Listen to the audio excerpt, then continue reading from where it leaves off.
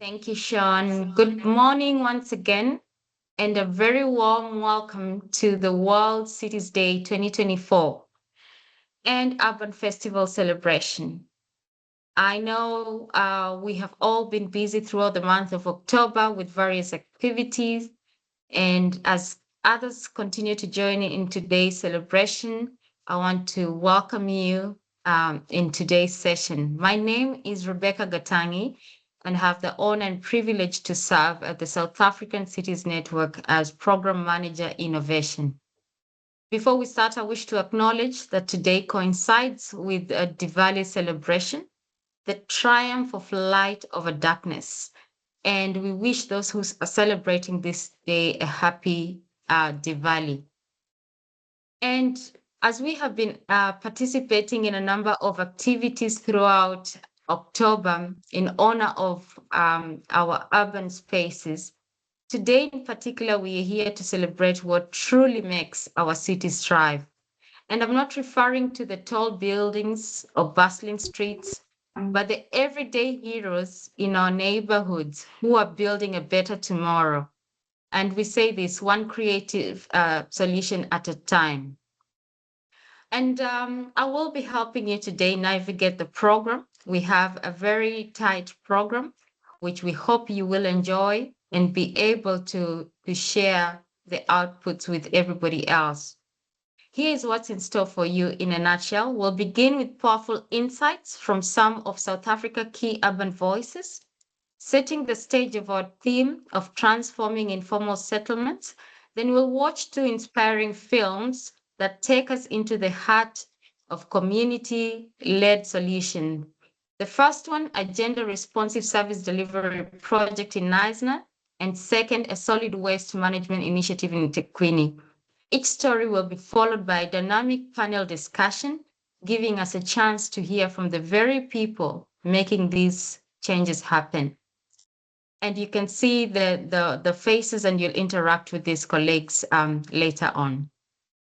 And now to keep things moving, let's do quick introductions. I will invite you to pop into our chat facility and let us know your name, where you're tuning in from, and one word that best describes your dream city. We'll give extra bonus points for those that are funny. And to settle in, I encourage you to open your minds and get ready to be inspired by the real transformative work being done across South African neighborhoods. Today is mostly about celebrating, learning, and asking ourselves, what role can we play in this journey? I'll leave you with this question.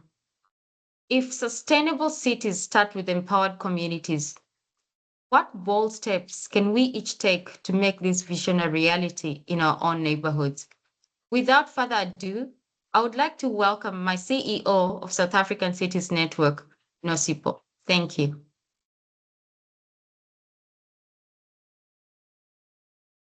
Thank you so much, Rebecca. Good morning, everyone. Film viewers, project partners, and champions. Special morning to the Department of Human Settlement, which is our partner in this Urban Film Festival, as well as to our other stakeholders, including SALGA, Department of Cooperative Governance, metropolitan municipalities, as well as intermediary cities, and every stakeholder that has joined this call this morning. Hope you're having a wonderful day wherever you may be calling us from. We found it important that we have the Urban Film Festival, particularly on World Cities Day, which is a day that is commemorated every year by the United Nations as an observance of our cities, which are growing and are really the engines of growth all over the world. And this day, the 31st of October, for the South African Cities Network and the local government and everyone that is interested in cities, has been commemorated since the establishment of local government in South Africa. So while last year we've had Urban October, and you do know that you would have been invited to the Urban Festival, this year we are having an Urban Film Festival because we've already had a National Urban Forum, which we participated in as a cities network through our partners and other stakeholders. And this took place on the 9th to the 11th of October. And it was a good platform where collaboration was established, and in some instances reinforced. Dialogue took place, and we reflected exactly on where are we getting it right and where are we getting it wrong as a local government. What was interesting is that it wasn't just a chat among friends, meaning people in government, people in municipalities. We had participation of academia, participation of people from the business sector, participation from the not-for-profit sector, and some grassroots organizations. And that is why on this day, the 31st, we are confident that we can bring you to this platform and say, let us celebrate things that are not necessarily done by government or necessarily done by municipalities, but things that are done by other actors, thus re-emphasizing that for the urban to grow and to develop in South Africa in line with the IUDF, which is the Integrated Urban Development Framework, you need a whole of government as well as a whole of society. Whole of society meaning you need academia, you need business, you need not-for-profit sector, and anyone that that is outside of government for our cities to grow. So as we are marking World Cities Day today through activation, we're calling it an Urban Film Festival. We are calling everyone that is on this call to take note of what the people that are going to be sharing with us their stories, what is it that they have done. We're hoping that you'll be inspired by what they've done, and maybe you would also be ignited to do something in your own neighborhood, in your own community, in your own municipality that is meant to change the lives of those that are within your vicinity and even beyond. Most importantly, as you are looking at this, please do rest assured that we're taking these films that would be looking at today, and we would also share them at the upcoming 12th World Urban Forum, which is taking place in Cairo. And we want to make sure that such good stories that have been established in South Africa, they'll also find a platform in international, in the international domain as well. The theme for the World Urban Forum this year is It Starts at Home, Local Actions for Sustainable Cities and Communities. And what you're about to see today really aligns very well with that theme. And I want to, in the end, thank the Department of Human Settlements, which has been our partner for the past two iterations of the Urban Film Fest, of the Goodwood stories that we've developed. Through their contribution and their partnership, we're able to tell these stories that otherwise would disappear and get lost. Document it, put it on film for references, not just for today, but for the future as well. And with the support that we've gotten from the Department of Human Settlements, we're hoping that other partners would also rise to the occasion, give support to the Goodwood stories, but most importantly, as I said earlier on, that you may be ignited to create Goodwood stories for your own hood. Thank you so much. Thank you so much, CEO, for that. And I wish to welcome next the Acting Director in International Relations from Department of Human Settlements, Dr. Mpepo. Thank you.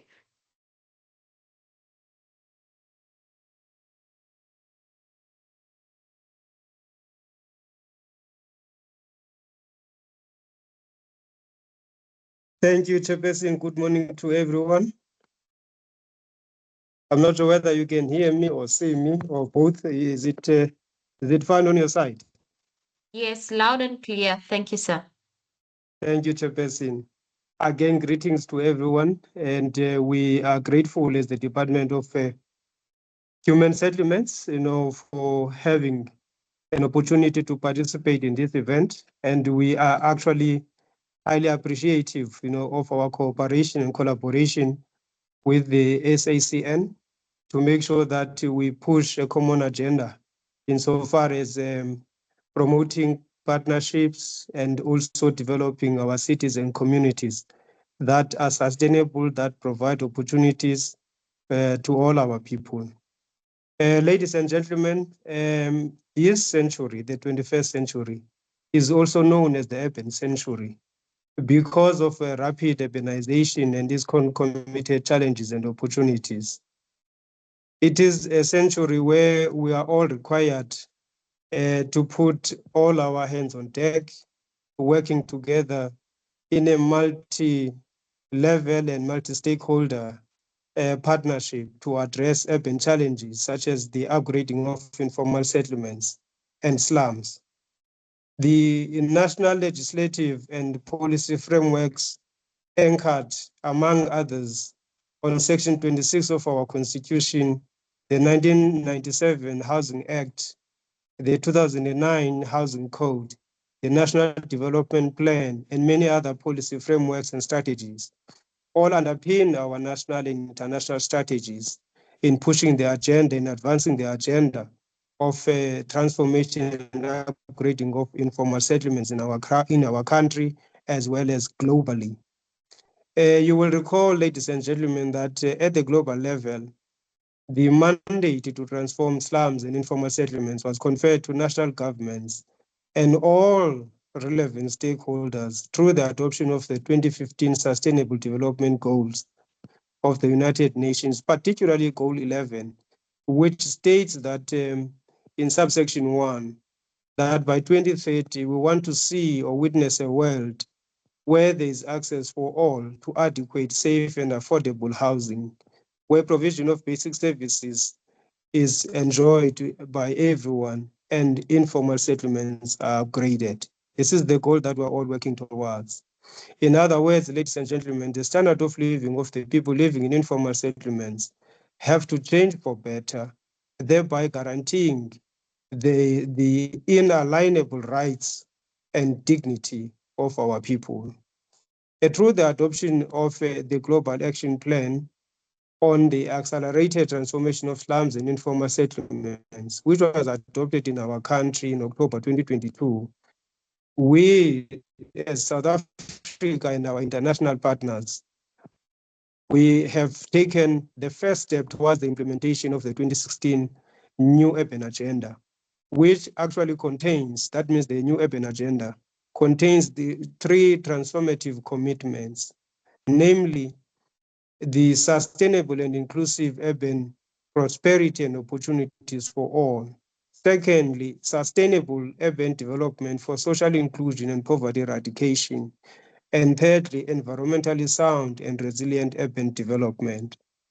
In June 2023, the UN Habitat Assembly adopted a resolution, which I'm happy to mention that this resolution was actually championed and sponsored by South Africa and like-minded countries to actually push forward the agenda of upgrading and transforming informal settlements and making sure that we actually localize the implementation of global protocols and agreements aimed at improving the lives of the people living in informal settlements and slums at the regional, national, and subnational level.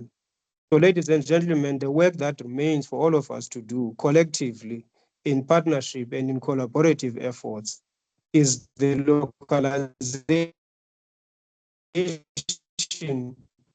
of enunciated in the Global Action Plan as well as the NUA, as well as the UN Habitat Assembly resolutions. It is important that together as government and non-governmental stakeholders, we work together in partnerships and pull together our resources to make sure that we improve the lives of the people living in informal settlements. I must say, ladies and gentlemen, that it is our collective duty to ensure that whilst we embrace and adapt to rapid urbanization in the 21st century, we also have to spare no effort in realizing the ideal, quote and unquote, that no one and no place should be left behind when addressing our current developmental challenges. As the National Department of Human Settlements, we call on all actors in the human settlement sector to join the partnership with various stakeholders to build a sustainable, safe, inclusive, resilient, and adequate human settlements for all our cities and communities. This year has been a very eventful year for us in the human settlement sector, working together with the SACN, the South African Local Government Association, the Department of Cooperative Governance, advancing collectively the agenda of upgrading and transforming informal settlements. This year, in September, from the 4th to 6th of that month, we participated at the inaugural African Urban Forum, which was held in Addis Ababa, Ethiopia. In the beginning of this month of October, as a country, we also had our own inaugural National Urban Forum led by the South African Local Government Association.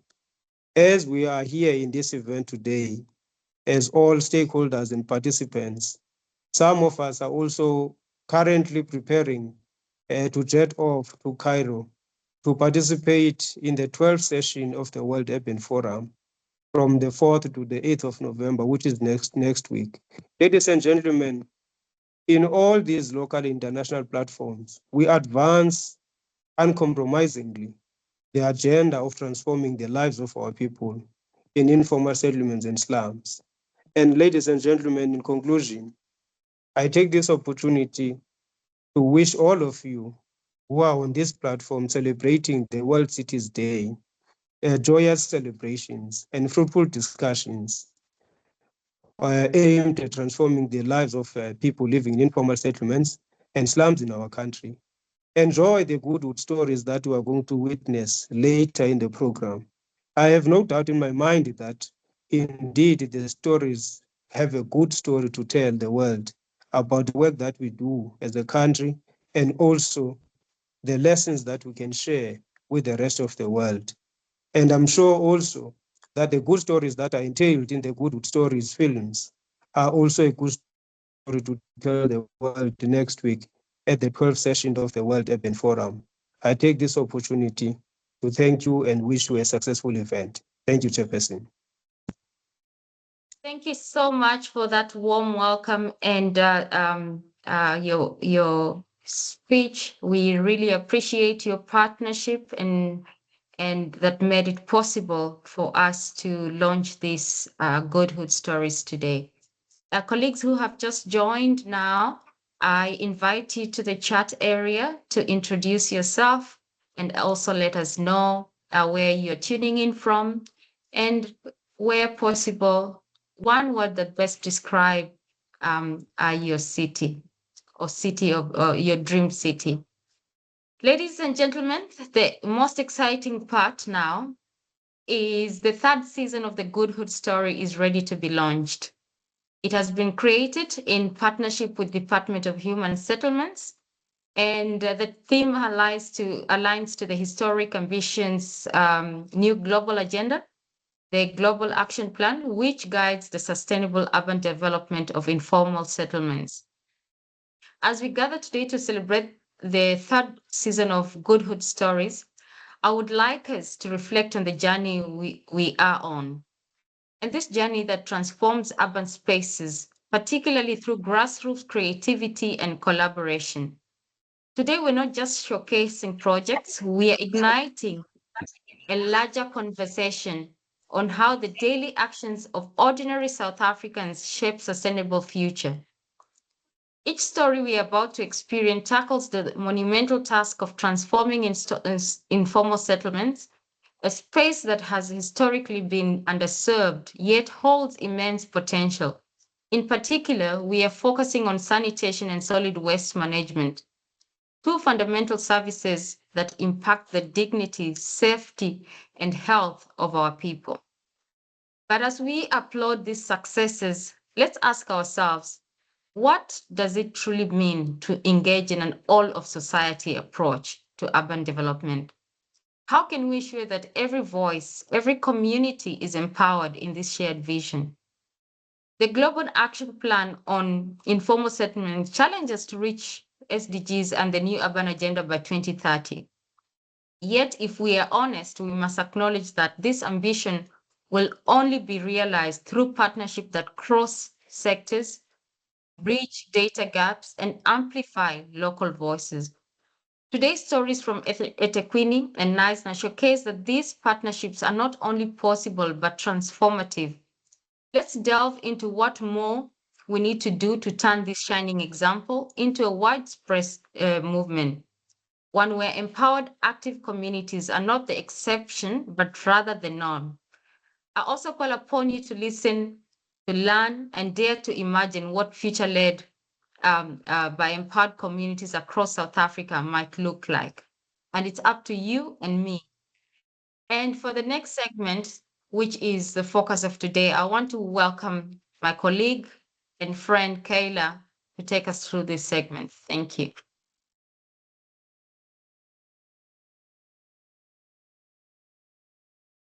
Thank you so much, Rebecca.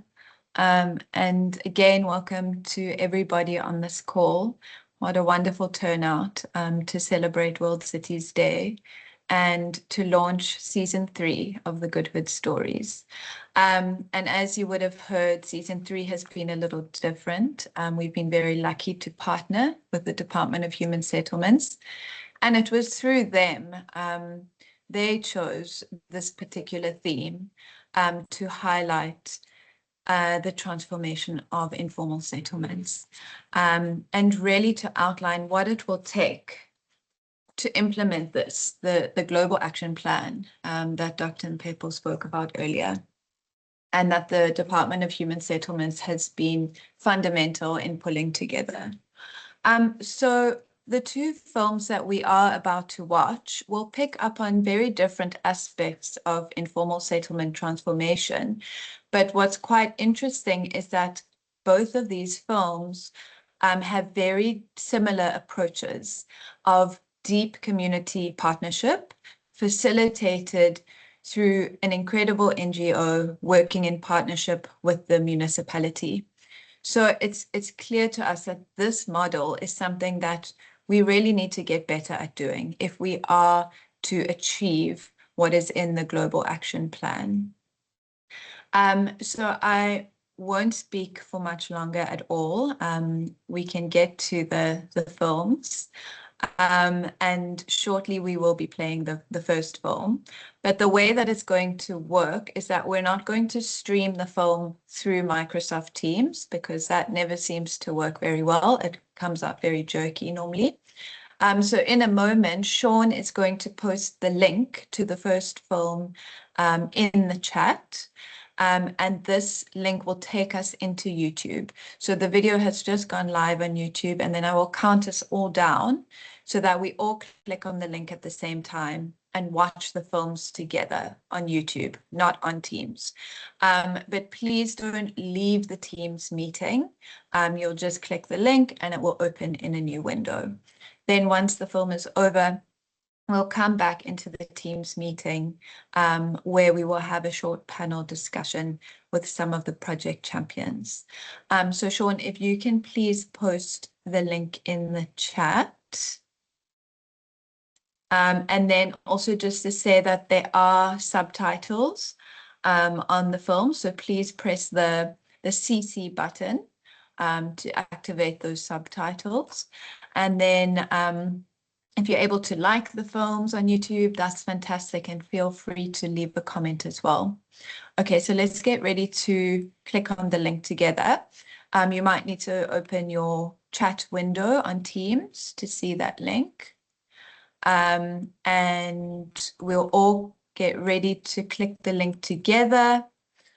If everyone can do it in 3, 2, 1.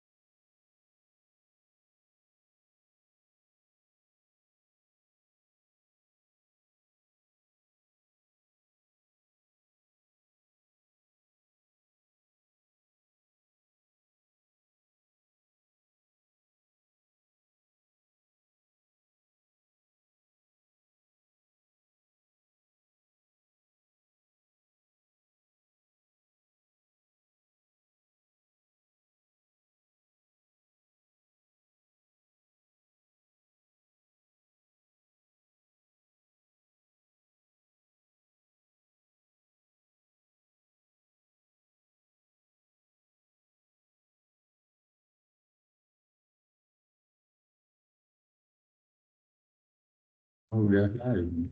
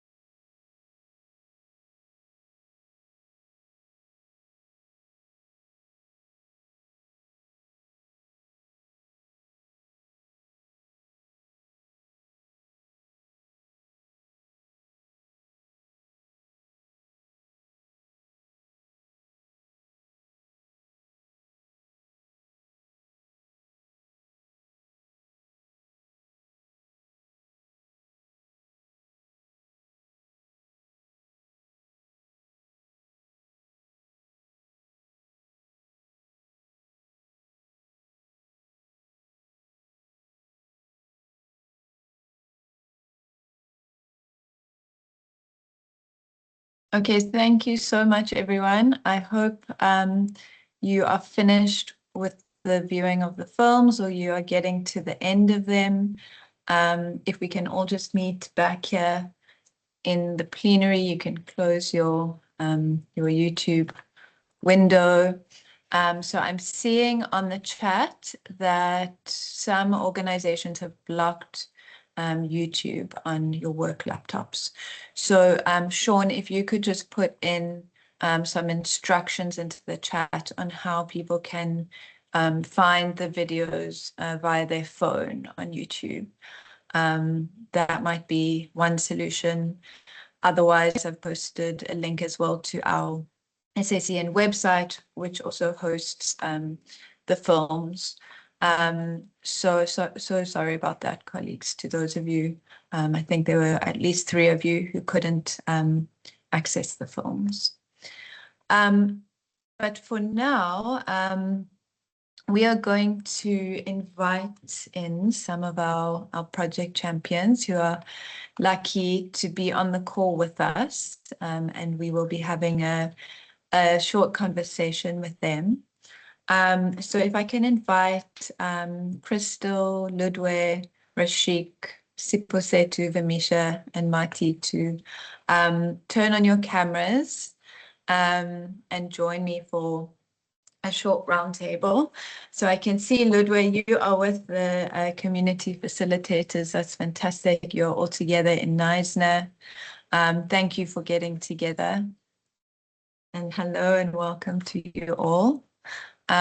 Crystal, if you can also turn on your camera. Rashik.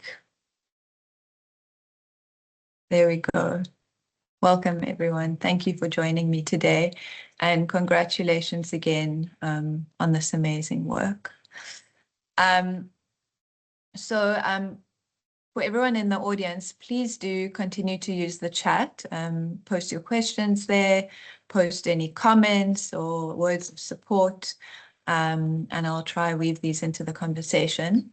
But my first question is for Rashik. Rashik is the director of Our Future Cities and has been involved since the beginning of the Goodhood Stories journey as producer, director, and for season 1 and 3 as the host as well. So Rashik, could you just reflect back on the 3 seasons of Goodhood Stories and share why it's important to tell these stories, and also what are some of the key elements of success that we keep seeing come up again and again in these different projects that we filmed over the years?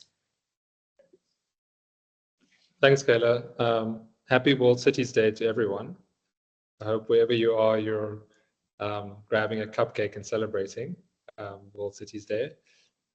It's been a long road across the 3 seasons, and we've met amazing people.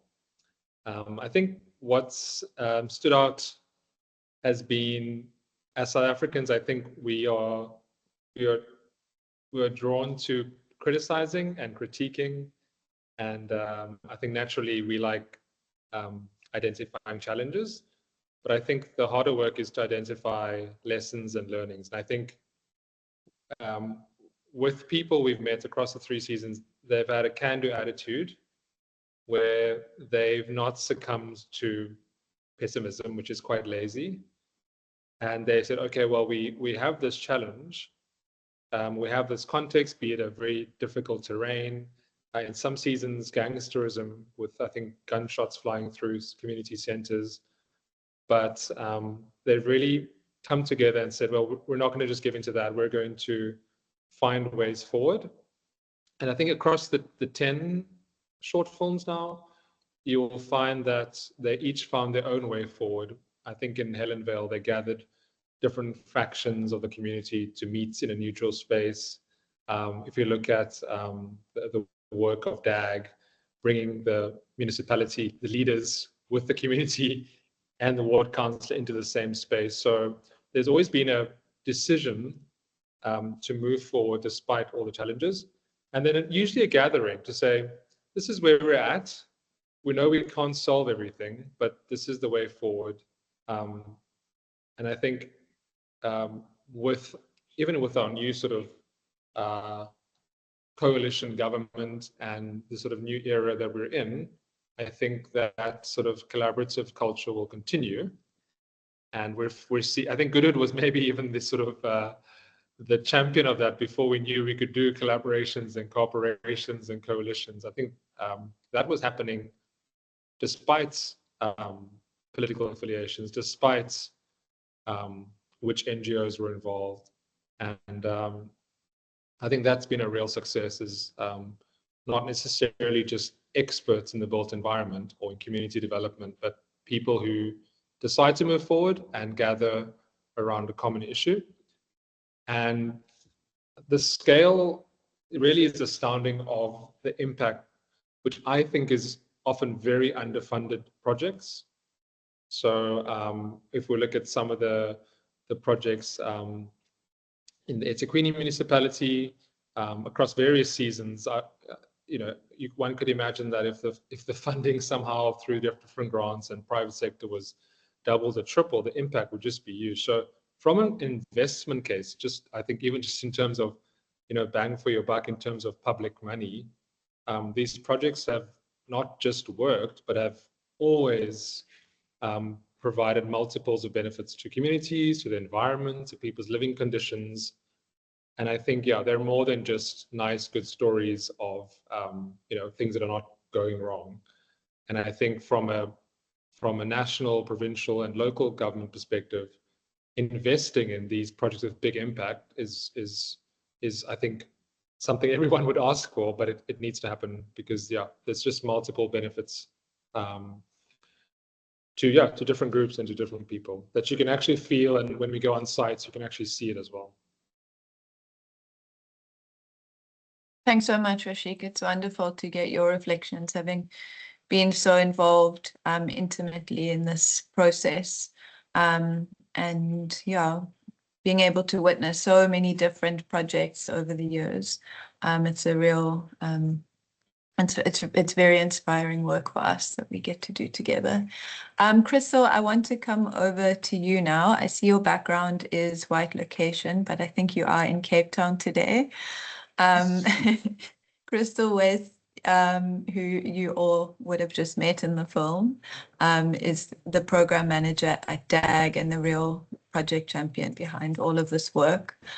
So Crystal, it's been a while since we were in Knysna filming this project. So since then, since the beginning of this year, tell us what have been some of the developments. I know there's been this new Western Cape policy. Have you had an impact on that? And then I know you've also been quite involved in the development of Knysna's strategic plan. What has been happening? Thanks, Kayla, and thank you for the opportunity. This is really exciting for us. Really nice to see our CFs in Knysna sitting all bright-eyed and bushy-tailed. So I think it's been an exciting journey in terms of the successes of the program. So, of course, the video that we all just watched focused on our work on gender responsive procurement in Knysna. And in the video we spoke about the successes, but I think beyond that there's been a lot of spin-offs. One of that is that our approach in Asivikelane in 2024 has shifted from looking at everything, all basic services, which is sanitation, water, and service delivery, to focusing on a specific issue that has been identified as the core issue by the communities and municipality alike. And so in Knysna, we have what is called a repairs and maintenance hub. And so the hub is essentially a multi-stakeholder platform dealing with a specific service delivery issue, identifying what those possible solutions are, but most importantly, piloting them, testing them out so that we can see if they are actually effective and whether they work and whether they can be replicated. So in Knysna, the repairs and maintenance hub is focusing on several different issues. Some of it deals with the well, of course, the most important issue being services that are not repaired timeously, and looking at what are the root causes, where are the challenges, what are the stumbling blocks. And so we've identified several solutions, including skills training for local residents, so that local residents can set up response teams and deal with minor repairs, as an example, when there's no capacity in the municipality to send through, municipal workers to fix leaking taps, etc. It looks at so strengthening, so it's human capital development in terms of skills, so it becomes a life skill for future livelihood strategies. It also strengthens social cohesion in the community, and of course, as I said, economic development. I think some other successes, just quickly, as you indicated, the Western Cape government has drafted policy guidelines on gender mainstreaming in service delivery. This is exceptionally exciting for us because they've utilized the work that we were doing in Knysna very specifically in identifying what are those, how should municipalities review the process of appointing service providers and looking at the provision of basic services, keeping in mind the end user, very specifically women, children, people with disabilities, etc. Oh, and then just, sorry, and so in terms of the repairs and maintenance hubs, I just wanted to say this is quite interesting. At this week in particular, 100 residents in Knysna are being trained in plumbing skills. And so this is a partnership with the Knysna Municipality, the Department of Water and Sanitation, Garden Route Municipality, and of course, Asivikelane. And so this is really critical moment for us because from here we are going to look at setting up those response teams and how these little hubs in the communities can then work quite specifically and systematically with the municipality in addressing issues of service delivery challenges. Thank you so much, Crystal. And it's so wonderful to hear the multitude of spin-offs that come out of the process when the intentions are good and there's the energy behind it. I'm sure things that you didn't even imagine were possible before you started. Ludwig, where are you guys? Tell us about this room that you're in. And then Ludwig, tell us also about this Kobo app. We didn't have much time in the film to really get into it, but the work of Asivikelane really became so important during the COVID pandemic. And it really highlighted the role of data, community-led data, to know what is going on in reality, especially in informal settlements with regards to service delivery. So tell us a little bit about the kind of data that this app generates and why it's so important for the work that you're doing. Okay, thank you, Kyla. Good morning, everyone. My name is Ludwig from the Development Action Group. We are the Knysna team, but the rest of the team, they are in the training that Crystal talked about. So as Asivikelane, when the campaign started, we started as a response to the COVID pandemic that we had. So we had to social distance and sanitize.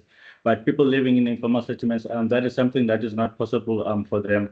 So our approach as Asivikelane, we wanted to collect service related type of service delivery related information, whereby we look at waste, sanitation, and also in toilets as well, and water. Sorry. So when we collect information, we used Coop or Humanitarian app. So that app, you can use it to analyze qualitative data and also quantitative data. So for us as Asivikelane, we used a combination of both, of quantitative and qualitative, because were interested on the numbers and also on the social aspect of it. So when it comes to the numbers, we look at the current, like how many services do we have at the moment, how many tabs do we have, and also that information is very important so that when we advocate, we can be able to track the process that we started with 5 tabs. Now we have 10 tabs. So when it comes to human side of it, we would have open-ended questions. So the importance of open-ended questions is because we wanted to ascertain the end user experience. So that's where we were able to get how the people's perceptions about the services that they are using, and all this information that we would capture into the Koba app, it will be on the Excel sheet, and then we would extract that information from the Excel sheet. Then each and every month we would produce monthly reports, and that monthly reports we would use them to advocate and for lobby for improved services in our informal settlements. And also we use it to generate popular material whereby we want to capacitate informal settlements residents that we are working with. Thanks. Thanks so much, Ludwig. And Ludwig, do you think municipalities could be using this very valuable data more effectively? How could they be using it more effectively? From us as Asivikelane, we believe that the information that we've been collecting is really accurate, and also it's a legitimate type of information, because the information that we collect is the information that is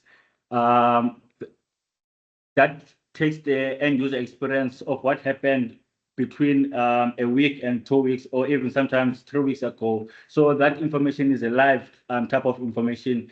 And also that information we collected from people staying in the area. So those people staying in those areas are the eyes and ears of what is happening with that area. So they are able to identify where areas in which the municipality is going good, and also the areas where the municipalities maybe could do better, can improve. So the information that we have is really useful, and also as Asivikelane, we use that information to influence systematic changes within the municipality, whereby we participate in budget processes, whereby we have our inputs, and for an example, we would say to the municipality that there should be more specific in their ward budget. When they budget, for example, the municipality would say they have 500,000 for informal settlements, but we want to know, or the breakdown of that 500,000, how much is going to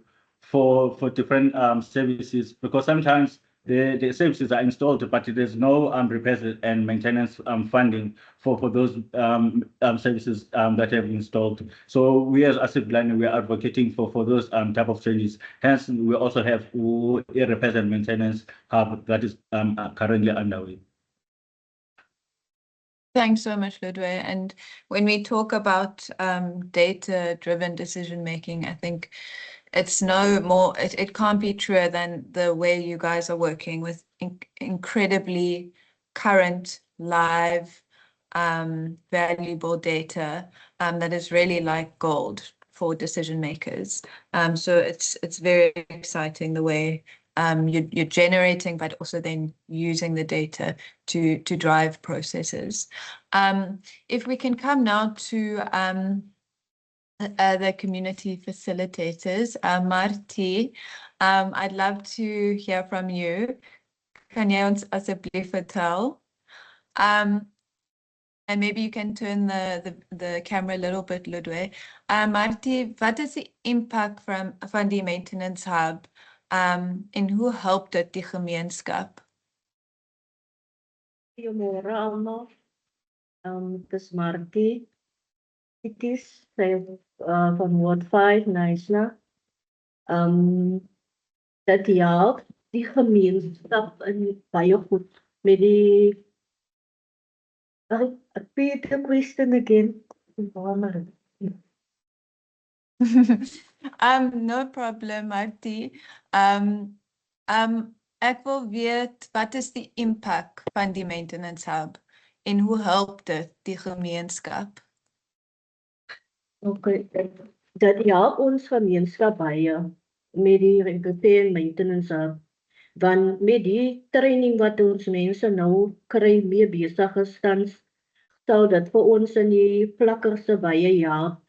Want op sekere tye vat dit lank vir munisipaal om uit te kom. So met die skills wat die mense nou opbou met die training gaan dit vir ons as 'n gemeenskap baie help. So dit is 'n baie goeie impak vir ons in die plakkerse. Taylor, do you want me to That's translate? That's fantastic. No, I'm good, Crystal. Thank you. My Afrikaans isn't amazing, but what he was saying, that now with the training, you don't have to wait so long for the municipality to come and fix something if it's broken. And it empowers communities more to fix it themselves. Mamisha, do you have a similar experience? Is the maintenance hub also working in Smutsville?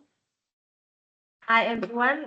Yes, definitely. What we do also in Smutsville is when myself and one of the residents in Sedgwick goes whenever there's maybe a leak or something, then we will fix it, because some of our residents do have that skill to the basic plumbing skills. So then what we also do is we use the youngsters that's there every day sitting around, and we just show them how maybe to fix a leak or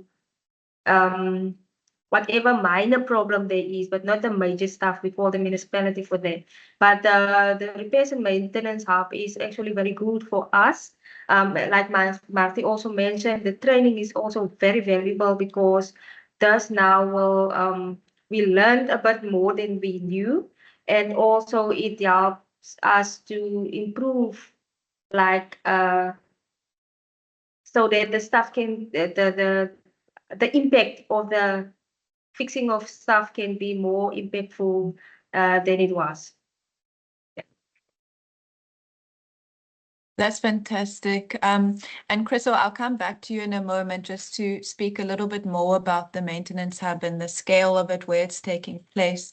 But Sipho said to maybe if you can tell us, are there any other ways that this project has benefited the community? Has it resulted in, for example, safer communities through having cleaner spaces? Are there other benefits that have taken place?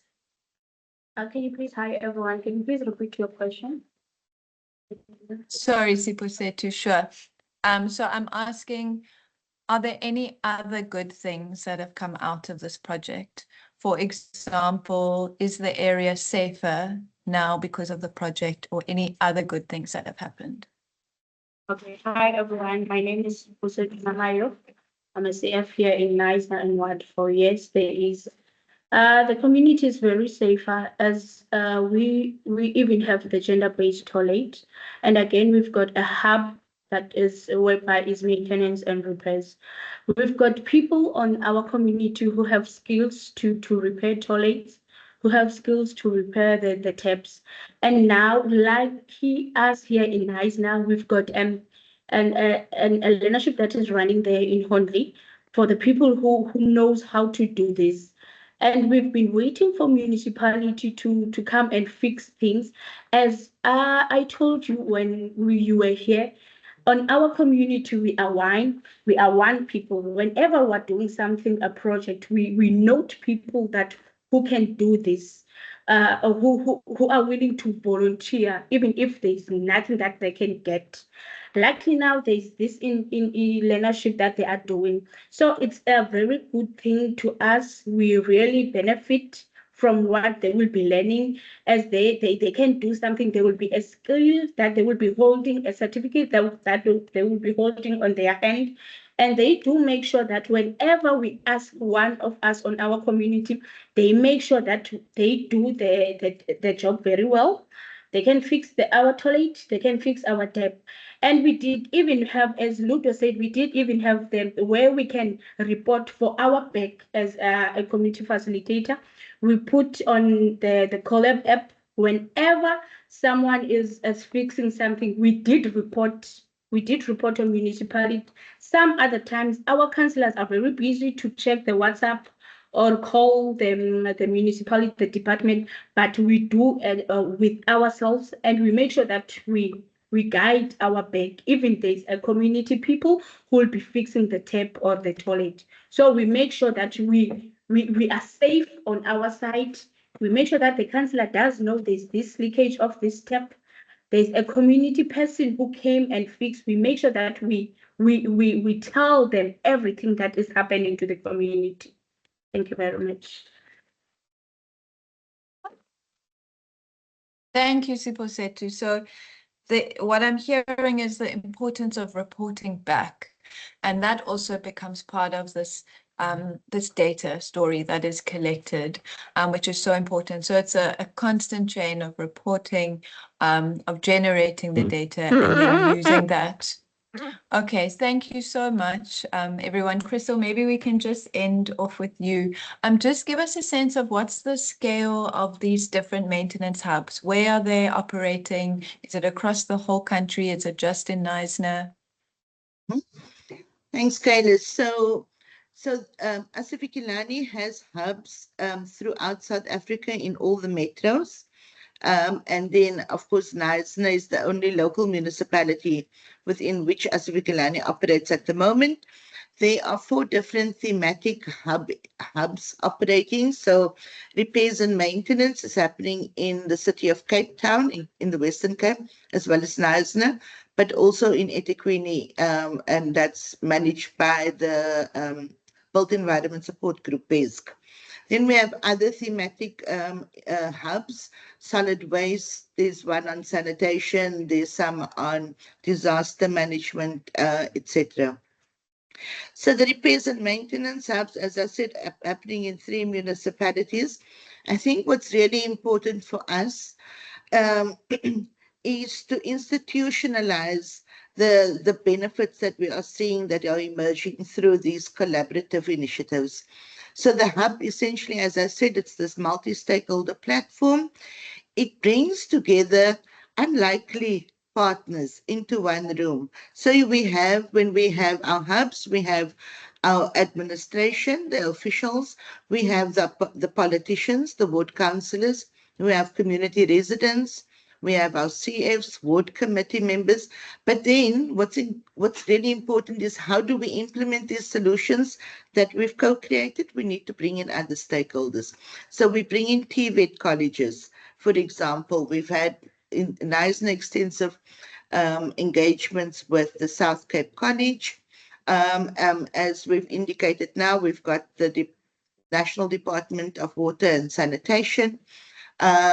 And we have a very good partnership with the Auditor General of South Africa because the AG appreciates the real the live data, the real life experiences, able to corroborate that against the reporting done by the municipality. So I think for us, the repairs and maintenance hub essentially is about integrating this community-based procurement in operations and maintenance of basic services at the municipal level. I think just to say, from government side, I think what we would really like to see, we would like to see political and administrative buy-in for an approach to collaboration. I think that is the biggest challenge for us, is finding the champions within local government that have an appetite to sit down and to co-create solutions, and really to reverse all the unintended consequences of what was definitely, I suppose, well-intentioned policies, but they've resulted into communities that are entitled, apathetic, waiting for answers. And we're trying to reinvigorate active citizenry through this work so that people embrace, take ownership, lead on their development. But for this, there needs to be funded programs that will enable organizations such as ourselves and our 10 partners in Asivikelane to do this. Thanks. Thanks so much, Crystal, for those insights. And then just one question from Anna Marie in the chat. She says, thanks for this, very insightful. Is there some form of quality control and how does it work? Crystal, if you could answer that very quickly, and then we'll wrap up this panel. So, this is we are still piloting. So when we say quality control, as Vamisha has said, people are not allowed to work on municipal infrastructure.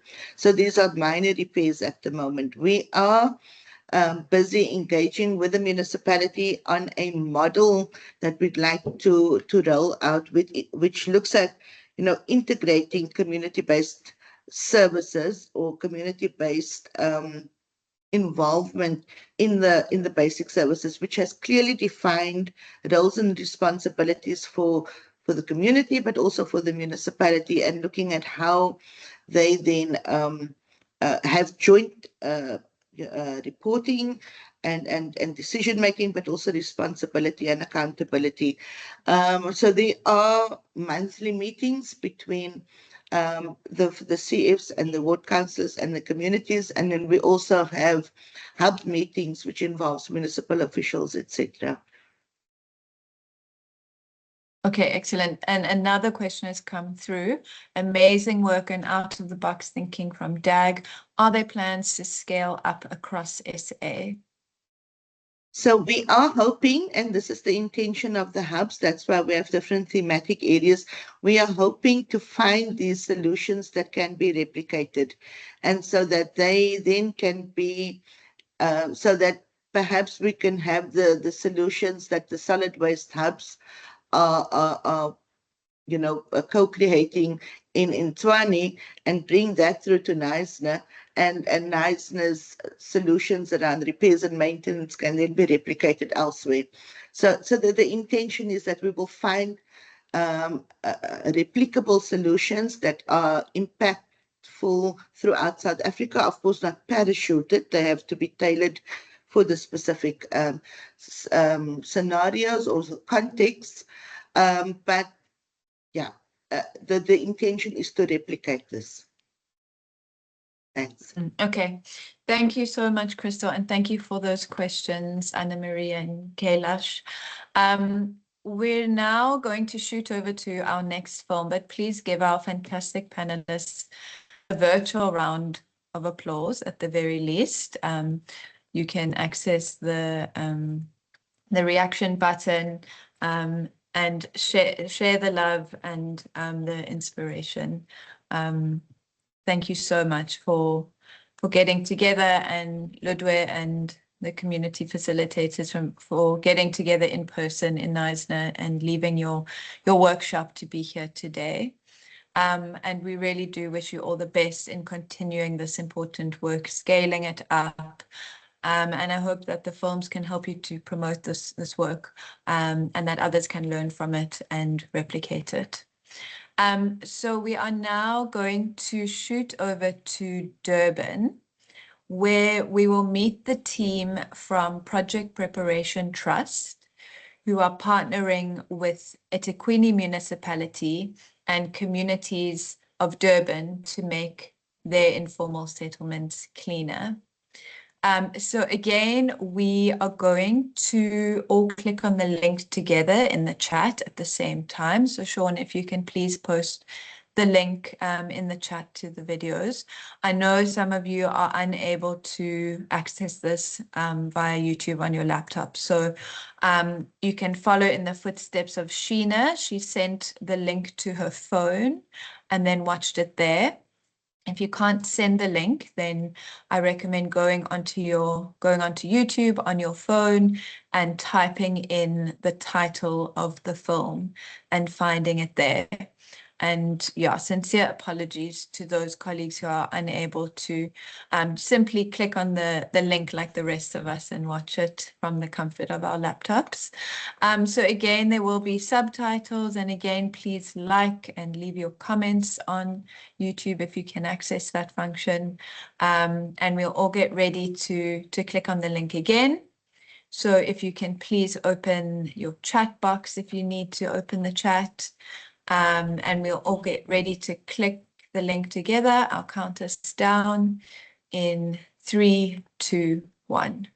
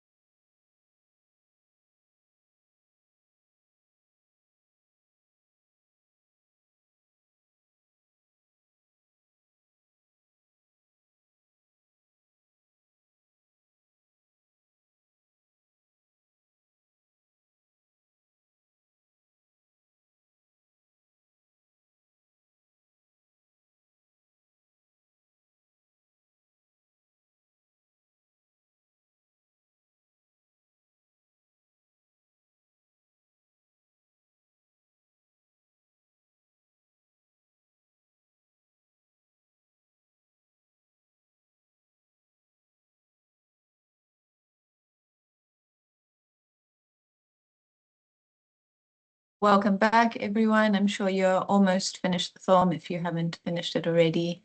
And I really hope you enjoyed this one. I hope those of you who couldn't access YouTube before did somehow find a way to make it work. We will also obviously be sharing the links for you to share and for you to watch again if you'd like to. So now we will start our final panel discussion. And panelists, if you can start turning on your cameras. We have with us for this chat, Nana Ndlovu, our project champion from PPT, who we all just met in the film. But we also have Mark Misselhorn, who is the CEO of PPT, who wasn't featured in the film, but will have a lot to share about the project. And then we are very lucky to have Sarah Watson with us as well. She's an eThekwini human settlements practitioner, and our fabulous community development coordinators, Nomandla, Zenhle, and Simasa. If you are able to turn on your cameras, then please do. If you are worried about the stability of your internet connection, then not to worry. Oh, Nana, I see you there, and you are with Simasa. That's fantastic. Welcome, everybody. So again, to our audience, please do post your questions and comments in the chat so that we can weave them into the conversation. And Mark, I will start with you. You seem to be frozen there for a second. So if you do have connection issues, then you can just turn off your video, but right now it looks fine. So Mark, we didn't really feature in the film where the funding comes from for this important work and the role of National Treasury's Community Development Program in making this work happen. So can you give us a little bit of a background around that, and maybe also tell us why was Simasa talking about the funding running out at the end of the film? Yeah, so look, I think a platform like this really helps put the spotlight on major opportunities, and then also areas where we can make changes collectively, government, communities, and support organizations. And certainly one of the challenges, recurrent challenges over 3 decades, which is how long we've been doing this work with communities and government across multiple sectors, not just upgrading informal settlements, but also others, has been that it's really hard to secure funding to do the work. And in the early years, there was a lot of donor funding, and that funding is substantially not available. And a lot of the work is around fundamental transformation, which is a shared, pro-poor change in South Africa, which is a shared objective of government and support organizations.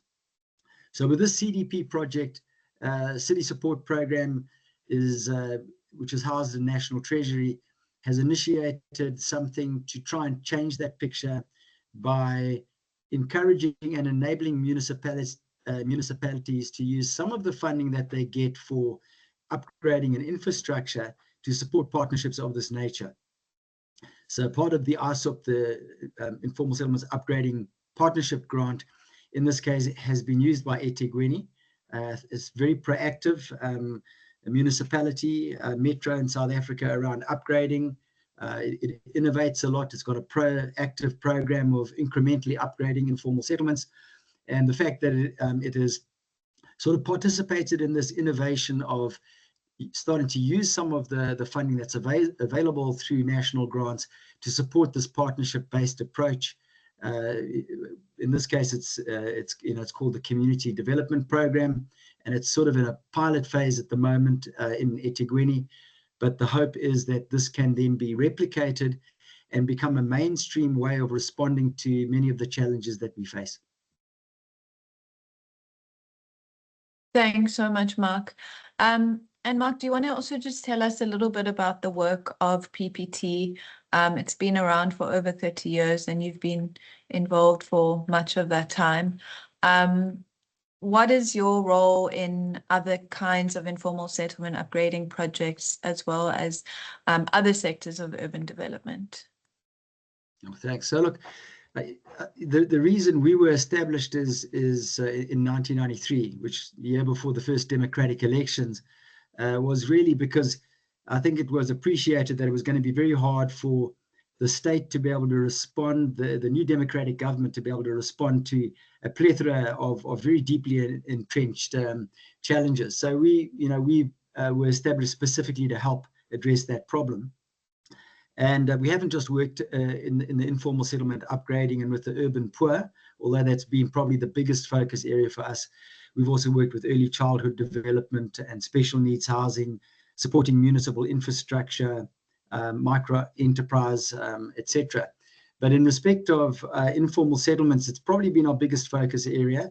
And I think what's sort of distinctive about it is that we've always worked very, very closely with government to establish ways of doing things that are scalable and replicable, because the challenges are big and the resources are limited. And I think the role of support organizations like PPT and DAG and others is really important. And we were established for this purpose. That's our reason for being. We're distinct from the private sector in that respect. And so in respect of the solid waste project, some useful sort of characteristics that are worth bearing in mind about what you saw is that, and I think Nana did touch on this, is that we're trying to do something that can be scaled up. And it's worth bearing in mind in eThekwini that there's, around 600 informal settlements and around 300,000 households, 1 million people, a quarter of the population in informal settlements. 427 tons of solid waste gets produced every day in the informal settlements, and only 30 to 50% actually gets out. 75% of households dispose of at least some of their waste into the environment, and only a third make use of municipal disposal points because they're very inaccessible, because the settlements are dense and the access is difficult. So, what we're very pleased is that we've been able to demonstrate, and the Cleansing and Solid Waste Department in the municipality is very supportive. We're getting excellent cooperation and partnership with them and with the Human Settlements Unit, because it's really helping them to get the solid waste out. And we've demonstrated how communities themselves and people in communities can take significantly increased responsibility with actually a fairly limited amount of resources, about one solid waste worker for every 100 households.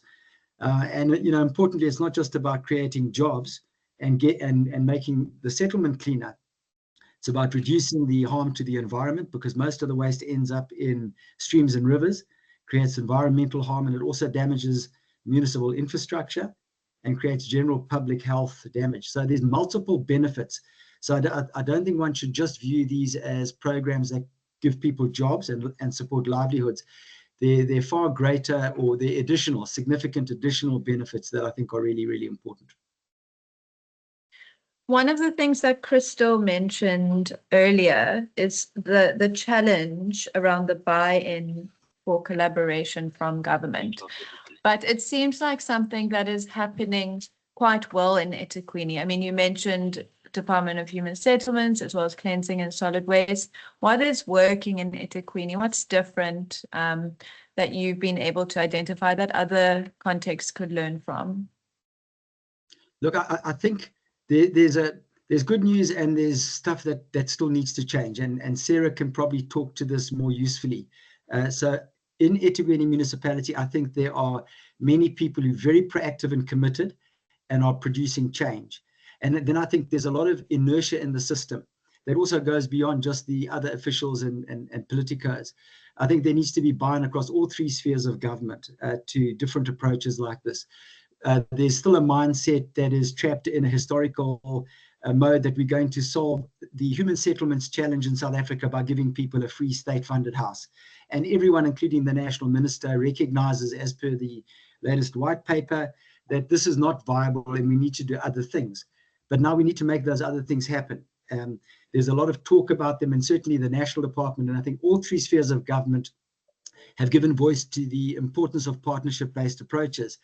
But one of the challenges is the funding mechanisms that enable that to happen, because there's at the moment, that is one of the problems that the municipal sphere of government battles with, and the procurement or the assignment of work and the contracting of support organizations to perform this work and to enable communities to start to take more ownership and play a more proactive, comprehensive role, as we've demonstrated. So I think the different thing is probably that the city, I think, has the right sort of commitments and principle to change. It's a very progressive municipality that's very pro-poor, and it's not just paying lip service to that. It doesn't just evict informal settlements, and 3/4 of all its informal settlements are going to be upgraded in situ and not relocated, which is really significant. And it's got some very committed people. I think to help this metro and other metros start to really let this partnership-based approach become something that can move to scale, there does need to be a stronger buy-in and support from the other spheres of government as well. Thanks, Mark. And just while you're here, can you please tell us what is the importance of in-situ upgrading as well as incremental upgrading? You mentioned both of those concepts. Why are those so important for informal settlement upgrading? Look, the situation does vary across the metros to some degree. So there are some metros where informal settlements are very badly located, and there's some special cases there. But it's certainly in eThekwini, most of the informal settlements are extremely well located. About 35% of the population are in the prime investment corridor and urban zone. And all of the settlements are in provincial terms extremely well located, being on the major economic hub. And there's a scarcity of land. So for years and years, we've tried to solve the problem by building housing projects. The land's too difficult. So land gets identified, which is flatter and easier, but it's far away. And that creates spatial dislocation, which is exactly what we were trying to change from our apartheid legacy. So however well-intentioned, the backlog's bigger now than it was in 1994, despite a global achievement of housing provision. So in-situ upgrading is unavoidable. The only way to change that picture is to accept that you've got to work incrementally. You're not going to be able to get a perfect outcome which meets all town planning regulations quickly. It'll take time. But what you've got to do is give people security of tenure, so they know they can start to invest in their houses and improving their own housing, because government can't do it for them. But they do need the security of tenure. They need to know what the planning norms will be, and they need to be able to access basic services. Water, sanitation, and certainly solid waste is a really important one. And I think it's become it's adopted national policy. But as I say, because of the legacy of our housing program, very often there's a reluctance of embracing informality and working incrementally, and a desire to try and sort of change things quickly with a greenfields type approach or rebuilding from scratch. And that has shown itself to be too slow, too costly, and not scalable. So incremental upgrading is national policy, and it works, but I think we just need a better understanding of what it entails and how to support it. Thanks so much for explaining those two important concepts, Mark. I saw Nana was kicked out of the meeting, so Sarah, I'll come over to you. If that's okay. Just to continue on this thread of collaboration. And we really didn't hear from the eThekwini side in the video at all because there wasn't enough time, which was disappointing. But I'd love to hear from you now. How important are these collaborations with NGOs like PPT, like DAG in the other video, in order to support your own mandate in the city? I think we all know the level of mistrust and bad feeling that exists in poorer communities who feel very alienated and excluded from the state and the benefits of living in an urban environment and having access to urban type services.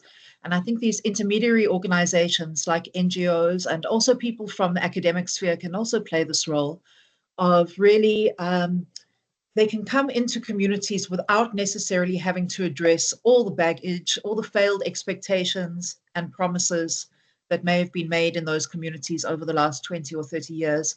And so they're able to mediate almost between and translate really between community understanding of their rights and responsibilities and what the city is able to offer and provide, and to kind of try to make the process of understanding community needs and expectations meet the language of government programs and projects. And I think that's very important to bring those very two kind of approaches, the two approaches together. One of the other things I wanted to mention is, you know, as the master said, there is a fluctuation of funding for projects like this. We're often only able to enter into contracts for a very short period of time. And what NGOs can do, even in the absence of funding from the state, is they can scale back their services but maintain those relationships and some level of continuity in the informal settlements. Whereas the state, when they don't have anything to offer, tends to just retreat. I think that's very important. I think the NGOs also have a lot of expertise that they're able to bring to the state, and particularly in terms of innovation, there is a very big lag time between policy change and project change in terms of project packaging and rollout. And working in these kinds of partnerships, we can be much more innovative and agile, which I think is a major benefit. And I think really the relationship building that the NPOs are able to do, you know, as Mark was saying, we have more than 600 informal settlements, and we have, as the municipality, in human settlements in my unit, we have around 400 staff members, but probably 300 of those are kind of staff who are maintaining hostels and rental. So we have 100 or 150 staff members trying to produce houses, trying to produce engineering services, running our allocations, subsidy processes. We are unable to do that kind of deep dive relationship building and being really established and visible and work deeply in particular communities. And I think that's a very different model than in government. We're trying to give something to everyone, and to be able to work more deeply with communities to understand their specific context and requirements and assets and resources, I think is also a value that this kind of work brings. Thanks so much, Sarah, for those very insightful points about the benefits of partnering and the gaps that these NGOs can help fill in government. I might come back to you, but I don't want to run out of time without speaking to Nana, Nomandla, and Sinclair. So Nana, if we can shoot over to you, and could you just give us an update around where the project is now since we came to visit you earlier this year to do the filming? Are there any new successes or challenges? Tell us what's been happening. Greetings to everyone. Thanks, Kayla. With regards, let me start with the challenges. I think one of the main challenges is with regards to funding. Yes, at the moment there's uncertainty about the funding position in such a way that there is fear among the people who are participating in a project. But we are hopeful that we might get something on board which can actually rescue the situation. Yeah, we're looking at that. With regards to successes, I think there are quite a few successes that we experience. In every stakeholder engagement we get in, we receive a lot of validation that the project is successful, that the project works well. The communities that we work with are very proud about the project. They always want to associate with it. And when they hear that there is unstable funding arrangement that we had, it might come to a halt at some time. People are very concerned because they don't want to get back to the previous situation that they've been. The clear communication that they're saying is that we have been in a very bad situation where our areas have been, characterized as one of those dirty places. And we have actually moved from that. And now we know that our places are very clean, good looking. It's very pleasing to be part of it. But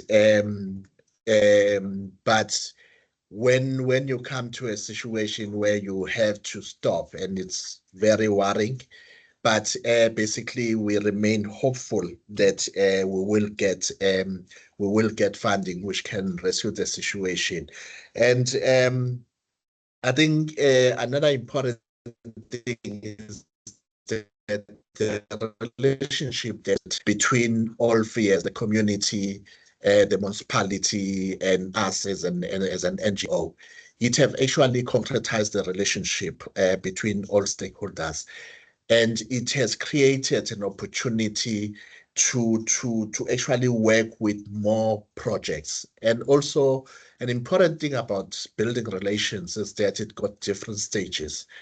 When you start to engage with communities, there's a level whereby you can engage with communities, but only to find that there's that mistrust, because there has been many promises that has been happening before.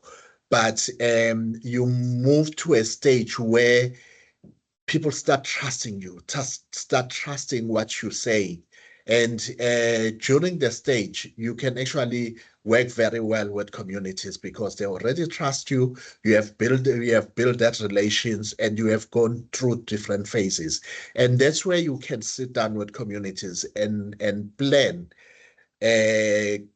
proactively with certain issues to engage with. The project have able to actually gone through those phases. Lastly, what I want to say is that when doing such projects, it's also very important that you create a budget for building relations, because mainly what you're doing is that you're building relations. And if you got budget to do that, you build the relations effectively, and it produces results at the end, not at the beginning of what you're doing. Thank you.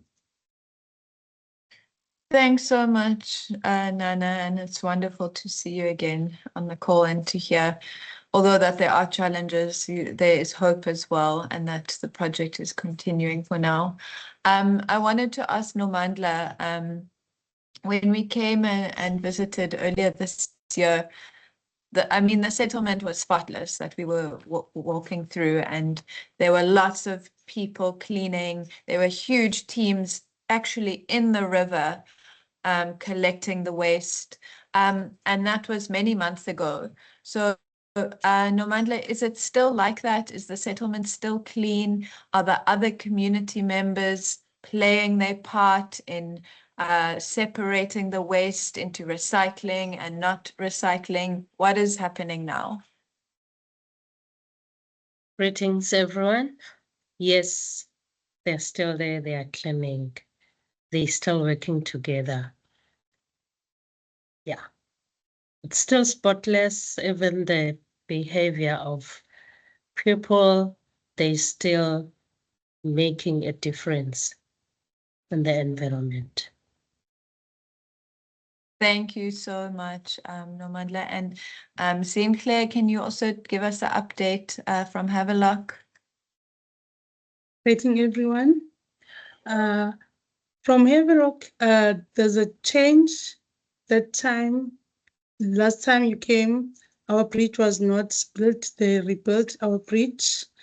And the change in terms of disease, now most people are not getting TB, especially like TBs. Now, because the waste is getting away every week, the behavior, the community is taking care of their waste from their house to the containment area where the contractor picked the waste. So that is helpful. Thank you very much. I'm so glad to hear that it's good news. And it's wonderful to get that update from you both who are living there, living in those informal settlements and helping to drive this project forward, keep it going. And what it shows you as well is that it is sustainable. This approach is sustainable. I mean, when we arrived there earlier this year, the whole community was, I mean, especially Havelock, and it was just that bridge that was a problem that was washed away in the floods previously. And you would have seen that in the video, Rashik and Zikle walking over the bridge, which was just made up of some planks, and the planks kind of went down when you stepped on it. So that's wonderful to hear that not only is the waste being collected, but there are other positive spin-offs that are taking place. I'm not sure if Zimasa can hear us. And Zimasa, are you on the call and able to unmute? Hello, welcome. Oh, thank you so much for joining. It's wonderful to see you. Could you also give us an update from Bambai, and have there been any other good things that have happened with this project beyond just the waste? Do you experience that your settlement is safer in any way? What has been the situation since we last came to meet you? In Bambai, because there's so much of criminals, yet it's not a good place to stay yet, because there are thugs that are going door to door and kick the houses. So it's dangerous. It's worse, but our cleanliness, yeah, is good, but worried because the project is coming to an end. And as I've complained before about the municipality, now it became to be like we're getting more worried now, because only the subcontractor was taking the waste for us, only the part that PPT is working on.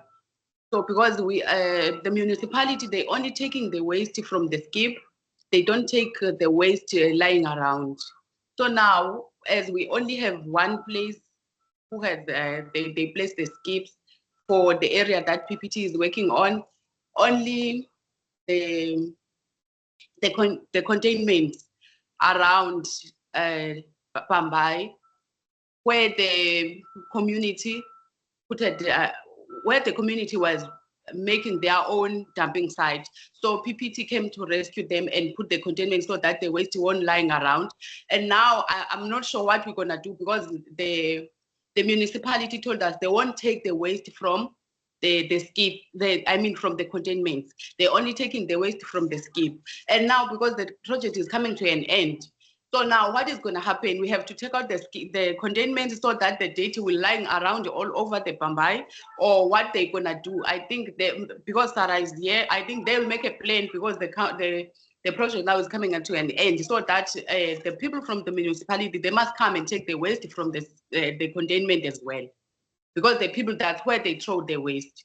So if they don't do that, it's going to be a problem for us as CTCs and the PPT, because now we are the one who rescue the community and put the containments for the people to put the waste. So now, if the municipality, as the project is coming to an end, doesn't take the waste, what is gonna be? Because Bambai had a lot of waste, as you saw last time when you came. We had a lot of waste a day. That skip that they gave us is getting full for a day. So they only come once a week to collect the waste for two skips that they gave us. So what about the two skips that get full, and the 6 containment that we had in Bambai, those 2 get full? But lucky, because the contractor is taking the waste for us. But that contractor is taking the waste for us because Project Preparation Trust command them to take the waste for us. And they only taking the part that is working, PPT is working on. They're not taking the waste from the whole Bambai. So if we stop, the project stops and we're not working, they're not gonna come and pick up the waste for us. So I think Sarah have to take the note and speak to them. Maybe they will make a plan so that they can come and collect the waste for us. Thank you so much, Simasa. Thanks for your honesty as well in providing that update. I think it's really important to hear what the issues still are. And when we visited earlier this year, there was the challenge of crime. It was the one settlement where safety was a big issue, and it's a very big area. It's a hard area to manage. There are kind of lots of different sections to it. It's very different to an area like Havelock, which is extremely contained and easier to manage in a way. But Mark, maybe you can just reflect a little bit on what Simasa has said. And also, I'm interested to know how this approach that's being used here can also address other issues like crime and safety. Thanks, Mark. The license disc is also fine. Yeah, so obviously the project that, or the components of it that we've been looking at here has been solid waste. We're also looking at tenure security and incremental planning and servicing. Also, the situation across areas differs greatly. So Bambai is a very different settlement compared to Havelock, much more turbulent dynamics, a much more, in a way, challenging history. So, you know, I think if one wants to achieve a better integrated upgrading outcomes, obviously you can't just look at the solid waste. What's common though is if you want to address issues of tenure security, incremental planning arrangements, better ways of providing services and better operating and better maintenance of those services with greater community responsibility, and even addressing things like crime. A CSO like VPUU does a lot of work in the Cape Town area on this. It's got to be off a partnership approach just like this. And we would love to expand the kind of work that we do into those areas. The main limitation is obviously the funding for it. And obviously the type of approach that you take would need to respond to the particular issues in a settlement. In the case of Bambai, we're already picking up some of the dynamics from the tenure work that we're doing there, looking at how we can establish incremental tenure arrangements that give a pathway to real secure tenure rights. And we can see from that work that there's the way that sites are used in the area, that there's a lot of diversity, and there's some issues there that would probably need to be worked through over time on the tenure and on the safety and security side. But I think my sort of concluding thought would be that the bedrock of this is building trust and understanding, as Nan has pointed out. In upgrading, more than any other kind of project, without that trust and understanding that you build up over time and you sustain over time, you can really do nothing. And government accepts that in eThekwini municipality, that its current approach to providing services is not sustainable. It's provided huge scale of services, sanitation, roads and footpaths, water, and it's saying we cannot sustain this. And they recognize that the Achilles heel is this lack of a partnership and trust and reciprocity. And so I think, this is not it's not the icing on the cake.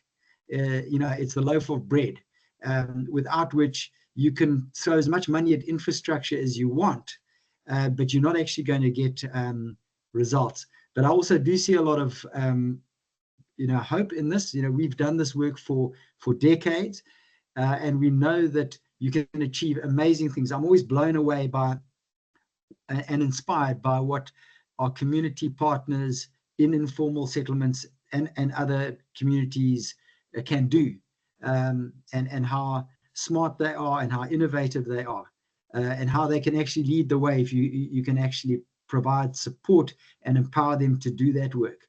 There's no governance framework really for informal settlement areas in South Africa, and we need to understand that what that governance framework looks like is one of partnership and trust.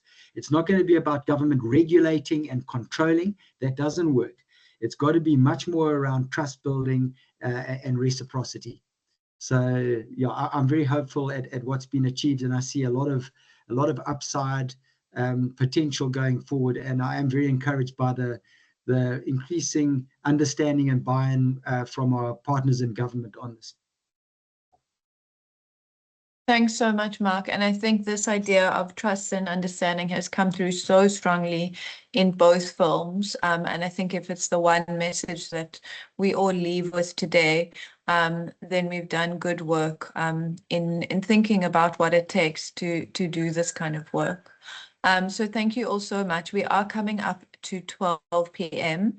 And we don't want to keep you here any longer. So I think we would leave it there for this panel. I did have a long list of other questions that I wanted to ask you. And thank you to the very supportive comments in the chat as well. And once again, a virtual round of applause for these amazing project champions. Thank you all so much for making yourselves available today. So there is one final thing that I would like to share with you all today before I hand over back to Rebecca to take us to closure. And that is the Good Hood newspaper. So Sean, if you could please share the link in the chat, and I will also give you a little brief virtual tour of the newspaper. So for every season that we've done, we have also created a newspaper. So I'll just share my screen.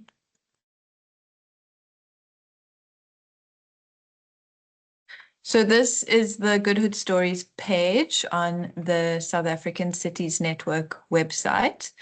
And you can see all of the content here from previous seasons, as well as our season 3.